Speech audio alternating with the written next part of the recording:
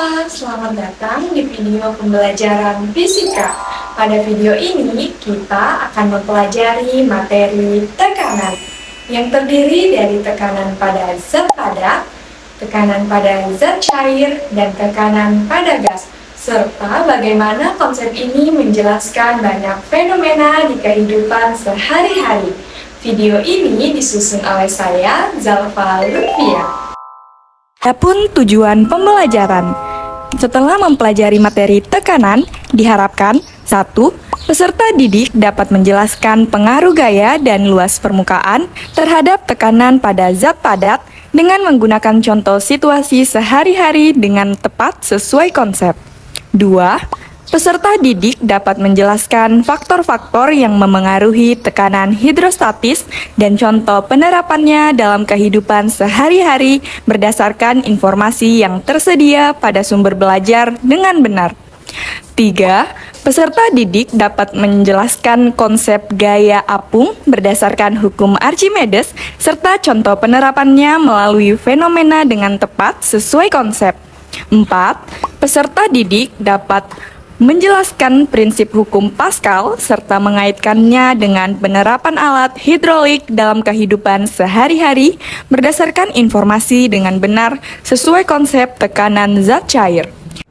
5. Peserta didik dapat menjelaskan konsep tekanan pada gas serta penerapannya dalam kehidupan sehari-hari melalui ilustrasi yang diberikan dengan penjelasan tepat. Ketika kamu ingin melewati jalan berlumpur seperti gambar tersebut, sepatu model manakah yang akan kamu pilih untuk kamu gunakan melewati jalan tersebut? Apakah sepatu hak tinggi atau sepatu boot?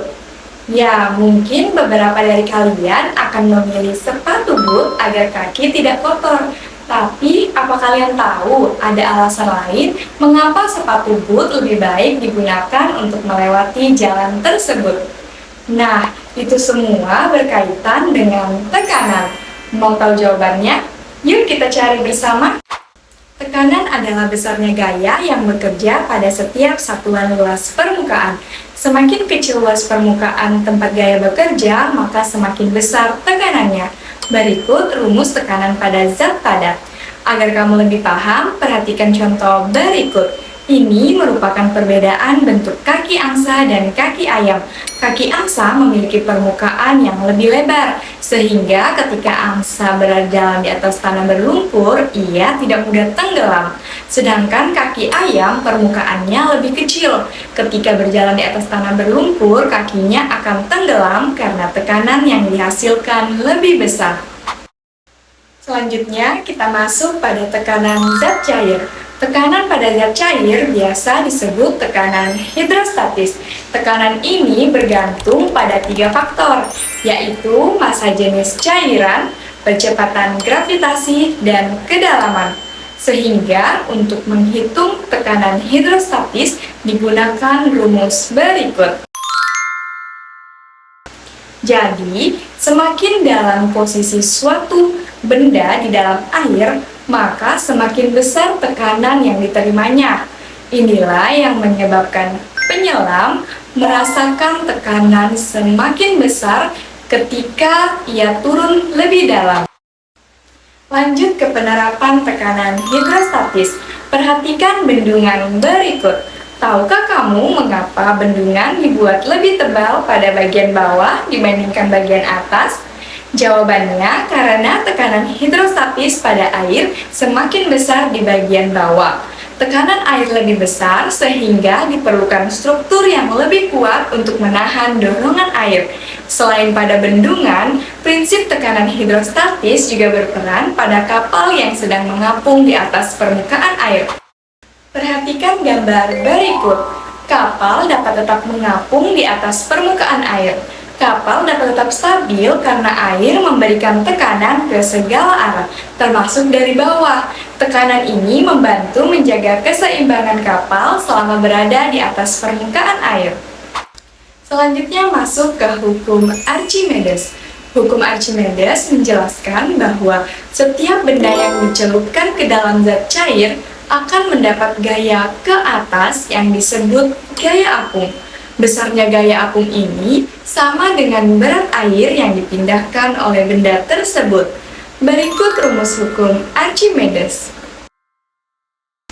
Untuk memahami penerapannya, perhatikan sebuah kapal tersebut.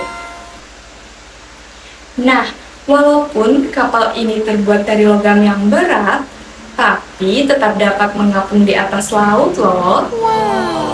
Mengapa? Karena gaya angkat kapal itu sebanding dengan berat kapal. Kapal laut memiliki bentuk berongga, sehingga volume air yang dipindahkan akan lebih besar dan gaya angkat ke atas pun jadi lebih besar. Prinsip ini juga berlaku pada benda yang biasa kita gunakan loh, yaitu pelampung. Nah, semuanya ini bekerja karena gaya apung yang menjaga agar benda tidak tenggelam. Selanjutnya masuk ke hukum Pascal. Hukum Pascal menyatakan bahwa tekanan yang diberikan pada zat cair di ruang tertutup akan diteruskan ke segala arah dengan sama besar. Artinya, jika kita menekan satu bagian dari zat cair, tekanan tersebut akan menyebar ke seluruh bagian dengan besar yang sama. Prinsip ini diterapkan pada alat-alat hidrolik. Salah satu contoh yang mudah kita temui adalah dongkrak mobil. Pada alat dongkrak mobil terdapat dua penampang, satu berukuran kecil dan satu berukuran besar. Ketika gaya kecil diberikan pada penampang kecil, tekanan yang sama akan diteruskan ke penampang besar. Nah, karena luas penampang besar lebih besar, maka gaya keluaran menjadi semakin besar. Nah, inilah yang membuat mekanik mudah untuk mengangkat mobil hanya dengan dorongan kecil pada tuas dongkrak. Selanjutnya, tekanan pada gas. Tekanan pada gas muncul karena partikel-partikel gas selalu bergerak bebas dan menumbuk dinding wadahnya. Semakin sering dan semakin kuat tumbukan terjadi, maka semakin besar tekanan gas tersebut. Kamu tahu nggak sih kenapa balon udara sebesar itu bisa terbang? Jadi, balon udara bisa terbang karena tekanan udaranya diturunkan. Bagaimana ya cara menurunkan tekanan udara? Jadi, tekanan udara dapat diturunkan dengan cara memanaskan balon udara. Setelah dipanaskan, volume udara akan meningkat dan tekanan udaranya akan menurun. Setelah itu, balon udara bisa terbang. Jadi, semakin tinggi tekanan udara, maka semakin rendah volume suatu wadah. Begitu pula sebaliknya, semakin rendah tekanan udara, maka semakin besar volume wadahnya. Nah, itu tadi pemaparan materi tentang tekanan. Jadi, tekanan ada pada semua jenis zat ya. Ada tekanan pada zat padat, tekanan pada zat cair, maupun tekanan pada gas. Dengan menerapkan konsep tekanan, kita dapat memahami banyak peristiwa di sekitar kita. Semoga video ini membantu kalian memahami bagaimana tekanan bekerja di kehidupan sehari-hari. Sekian video pembelajaran kali ini, semoga bermanfaat. Terima kasih sudah menonton dan sampai jumpa di video berikutnya.